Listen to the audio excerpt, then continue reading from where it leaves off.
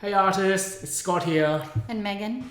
In today's video, what we want to talk about is what might help get your artworks approved and curated for display.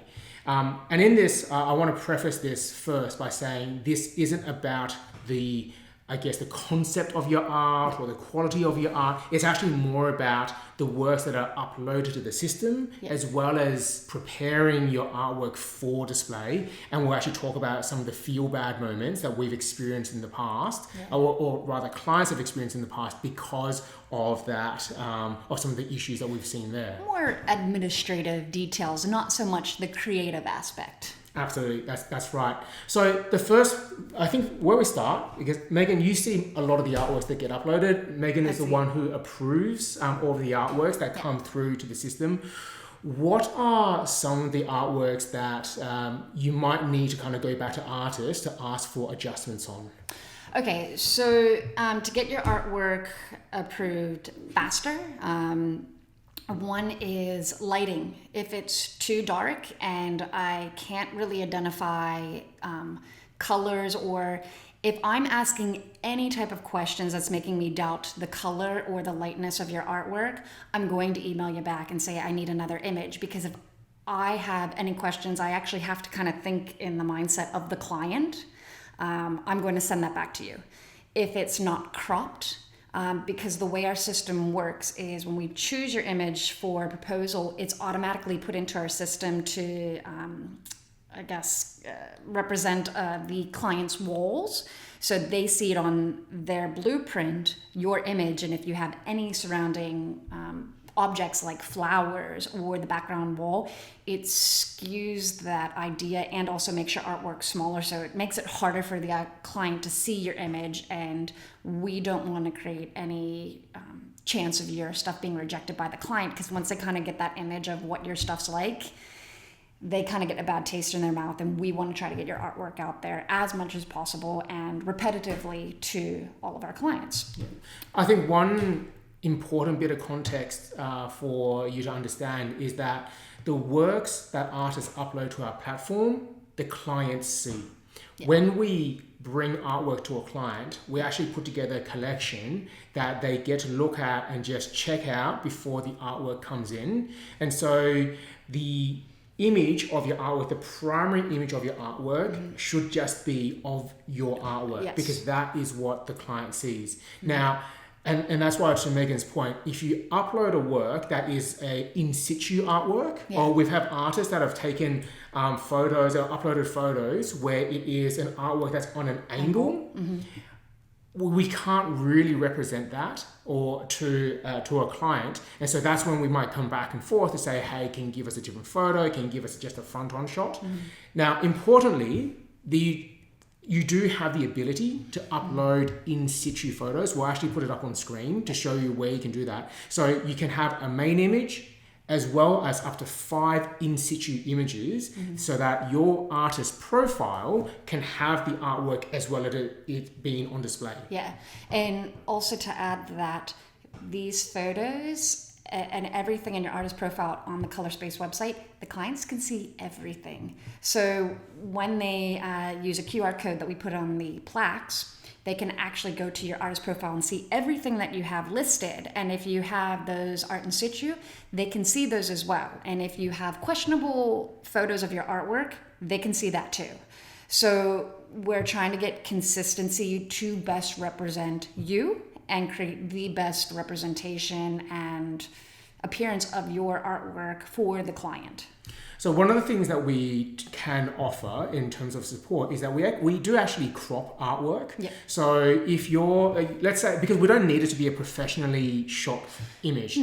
We'll make that very clear. But let's say one of these artworks here, if it's reasonably well lit, you can take a photo of it on your phone, upload that, and then let us know. And we can crop that artwork for you, so we have the main image for you uploaded on our system, and that becomes the main image. And that's why, to Megan's point before about the lighting of it, if it looks like it's too dark, if it looks like it's taken under a tungsten light bulb or fluorescent light bulb, and we've got that white balance issue where it comes off as green or it comes off as orange, then it is weird sometimes, because we'll sort of collect the artwork and we're like, I thought this was a red piece. Why is it green? Yeah, so it'll skew like what the person's seeing on the screen. So that's one thing to take into consideration is what you see in reality, and what your brain might see in the photo might not actually match. So you kind of have to be a little bit critical of your own photos and maybe start to do comparison. Oh, does my photo really look like my artwork? Is this the best representation of my artwork that I can provide them? And if you're having, I guess, maybe technical issues or other issues, I mean, reach out and we'll best support you as we can. And yeah. In an extreme scenario, one of the things that we can do, let's say you're able to share photos of your artwork with us, but you don't have the facilities to be able to take better photos. Or the megapixels, because our system has requirements when you guys do upload of a certain size requirement, and maybe your camera doesn't meet those requirements. Yeah, it's not impossible for, let's say we do select your works and we've seen your photos of your works and we go, yeah, actually we would like to display this somewhere. A client said yes to it.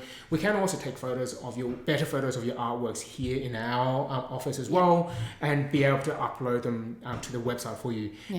Ultimately, the key message here is that we just want to help you be able to represent your artwork the best, so that from the client's perspective, they can look at it and just go, yep, this is great. Right? And to be as efficient as possible, not waste your time, try to get everything out as quickly as possible. And also, the quicker you respond, the quicker we can get stuff out to the clients. Because remember, the clients are at work, they're working all the time, so I can't constantly send them a whole bunch of back and forth emails. We try to be as efficient for them as possible so we can get things approved very quickly for you guys as well.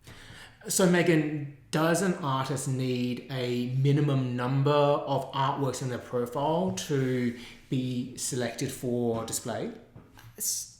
You don't need a minimum. There is no minimum amount of artworks that you have to have on your profile. It does help to give us a better view of your artwork style. And it's easier if we do have a piece we want to put a curation on and it gets approved. Multiple makes it easier for you to drop off, say, 5 paintings in one go instead of one back and forth and back and forth.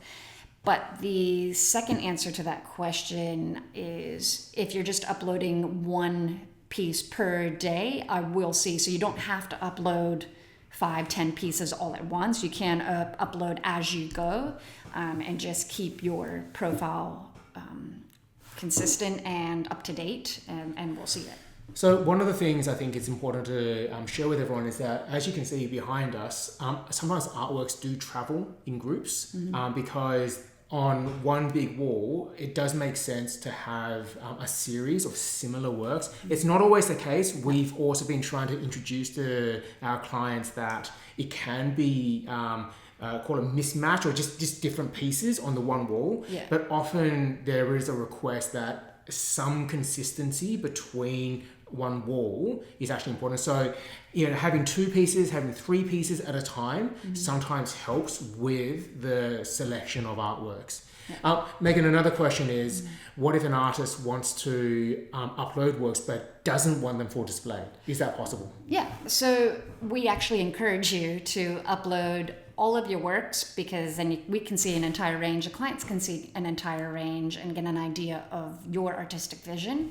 You just need to go into your profile, and under the painting details is mark it as what its availability is. Maybe it's already sold, maybe it's available and not for display. You need to click that, and the system will actually not give it as an option for me for the proposals. Absolutely.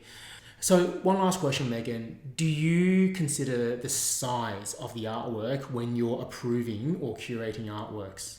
Yes, it's really important, because the client, we have a blueprint, we've worked with them, we know the sizes of their walls, and we know the size artwork requirements. And I know that we've mentioned this a couple of times in our artist newsletters. Hey, we need big artwork because these artists or these clients have larger size walls. So size is taken into consideration. It's massive. So please be accurate as possible, as if a piece that was reported bigger into your profile is much, much smaller, it's not going to appeal for the client's wall or to them, and it doesn't put you on a good foot for them. So remember, we're trying to put best foot forward for you guys. Yeah. So it's not a common occurrence, but there have been a couple of times where we've picked up an artwork and the size just doesn't match what was actually in the profile. And so what happens is that, again, if you imagine this wall behind us, which is a fairly large wall, and you can see the size of the artwork here. So we might look at this wall and say this wall can take 100 centimeters square piece of artwork. But if the artwork that's dropped off is actually 50 centimeters square, it would look really awkward on the wall. And so in those situations, sometimes we've had to make last minute decisions to say, actually this size just isn't going to work. So we then would have to change the artwork, which does create a little bit of a feel bad moment. So we're trying to avoid that as much as possible. So which is why the size of the artwork, or the accuracy of the size of the artwork is important. So that's it for this video. Hopefully that has helped you understand, again, a little bit more about our process when it comes to approving and selecting artworks, as well as helping you be able to best prepare your profile and your uploads for selection on display. If there's any other questions that you have, any other topics that you want us to cover, please drop us an email. Otherwise, thanks so much. We'll see you soon. Bye.